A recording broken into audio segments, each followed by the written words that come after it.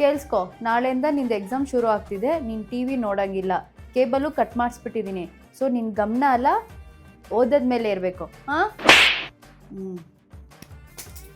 ಓದ್ತಿದ್ಯಾ ತಾನೇ? ಓದು ಓದು.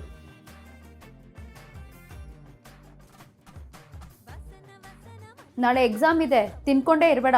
ಹೋಗಿ ಕುತ್ಕೊಂಡು ಓದು. ಹಾಂ,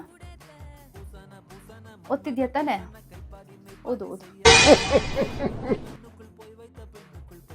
ಅಮ್ಮ, ನಾನು ಹೋಗಿ ಹಾಲು ತೊಗೊಂಬರಲಾ? ನೀನೇನು ತೊಗೊಂಬರೋದು ಬೇಕಾಗಿಲ್ಲ, ನಾನು ಹೋಗಿ ತೊಗೊತೀನಿ.